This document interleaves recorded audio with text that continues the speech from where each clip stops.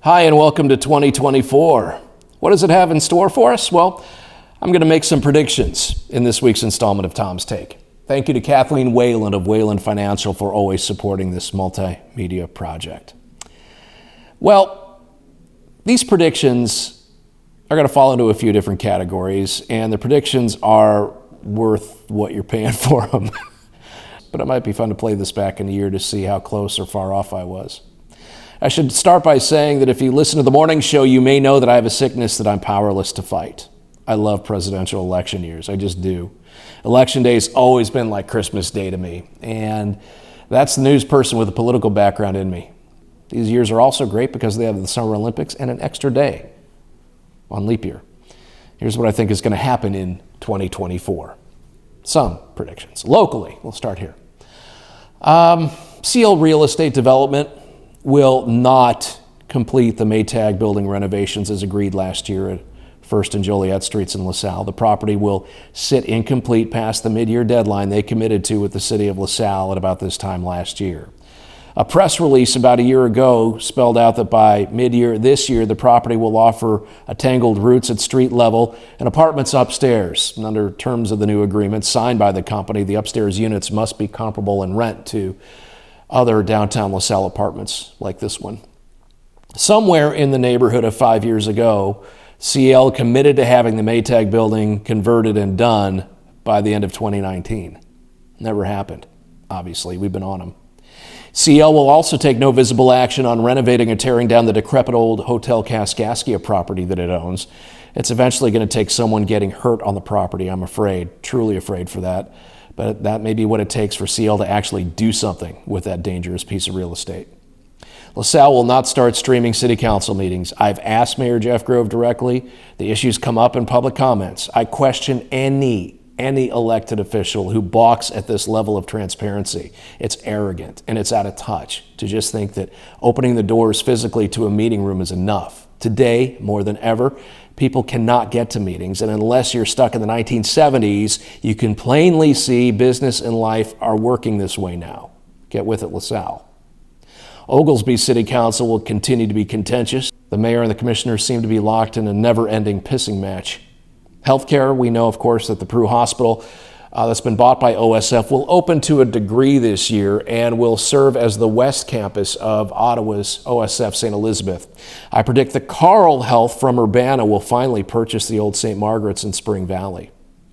Moving on to elections, my favorite area.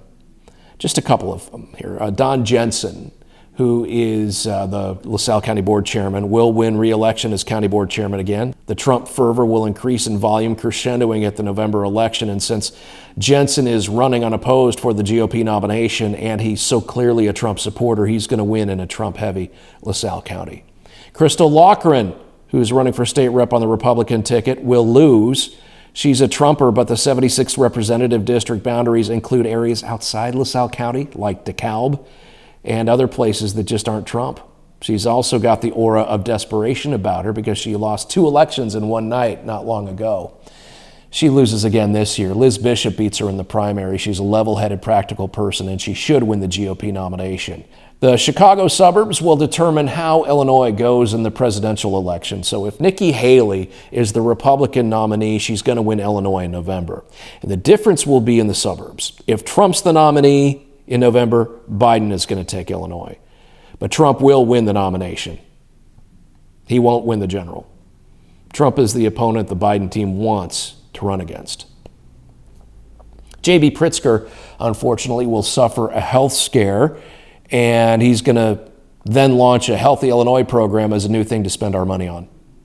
State's attorneys candidates all over downstate Illinois will campaign against the SAFETY Act, the deal that lets people out of jail without cash bail.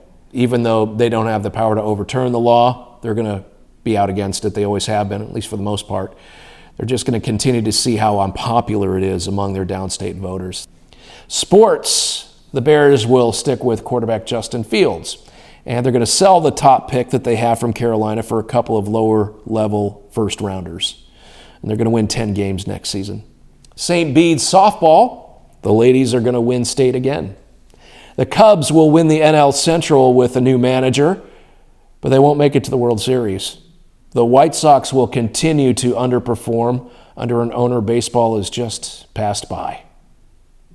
Now, I'm the dad of a Colorado grad, so I'm making this prediction. Deion Sanders, Coach Prime, will continue to coach the Buffaloes of Colorado one more season, and then he's going to back away from the football coaching headaches. He may move on to manage a team in the major leagues, possibly the Yankees.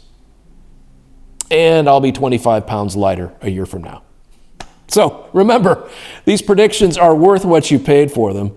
This video is going to be capped with all the other Tom's Take videos at the Starved Rock Media YouTube channel in the Tom's Take playlist. So it'll be easy enough a year from now to see how far off I've been. Thanks to Kathleen Whalen for her sponsorship. I'd like to predict that she'll be with me a year from now too. I hope that's the case. I'll talk to you in the morning.